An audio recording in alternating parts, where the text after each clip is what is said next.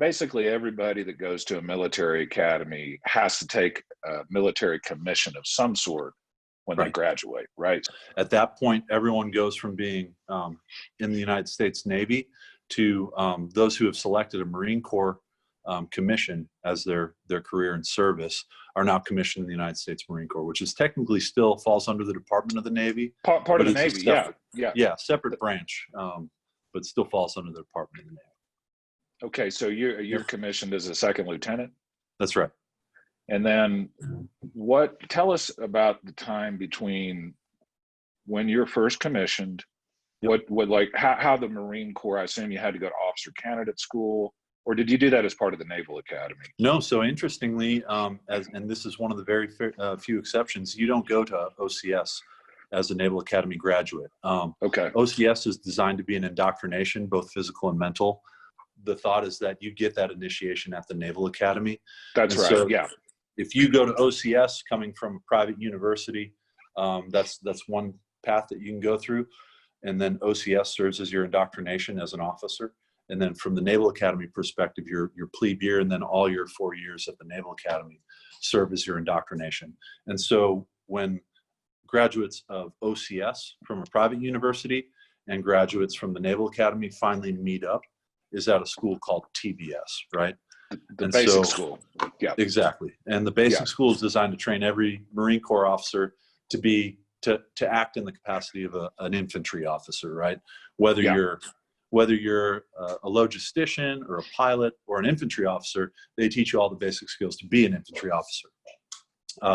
6 months long, takes place in Quantico, Virginia. Yeah. And so eventually we meet up at TBS, and I think a lot of the graduates from OCS were kind of like, man, who are these guys coming into TBS with, kind of like long hair and maybe a little bit more of a relaxed attitude. And the nice thing about TBS was it takes everybody, regardless of your starting point, and kind of puts a little bit of a finish on you as far as what the expectation of a military officer is. Nice. And I was talking to Blake Sawyer, who's a friend of Toby and I on the podcast, and he said basically at TBS, you're either pilot or infantry. Well, you're pilot or you're ground. Yeah, and so that's what he said. You're pilot, ground you're guaranteed your contract, right? If you're a pilot, you've got all the physical prerequisites to include. At the time, you had to have 20/20 vision, right? You couldn't have all these other problems that I personally had that disqualified me from being a pilot. And then on the other side, you've got the ground element, which you can go infantry, but you can do all these other things too, to include logistics, combat engineer, which is what I did, a whole slew of other things too. What does a combat engineer do? So a combat engineer we serve 4 primary functions: mobility, counter-mobility, survivability, and general engineering.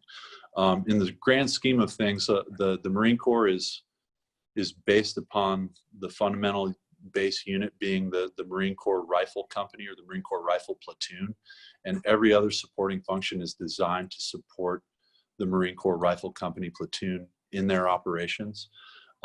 Combat engineers are designed to provide them with those 4 basic functions. Mobility, so basically if a rifle company or platoon is moving forward in the offensive, we provide mobility by removing obstacles, whether those obstacles are, minefield or barbed wire, anything in between, we do it. Counter mobility is doing the exact opposite, right? We're putting up obstacles to prevent the enemy's movement and freedom of movement in order to affect their will upon us. Survivability is just basically hardening our defensive positions. In my case in Iraq, it involved a lot of vehicle checkpoints, hardening the exteriors of our forward operating bases, and providing additional structural support to a lot of the overhead protection from mortar fire and artillery fire, stuff like that. And then general engineering, which is not something that I really dabbled in too much.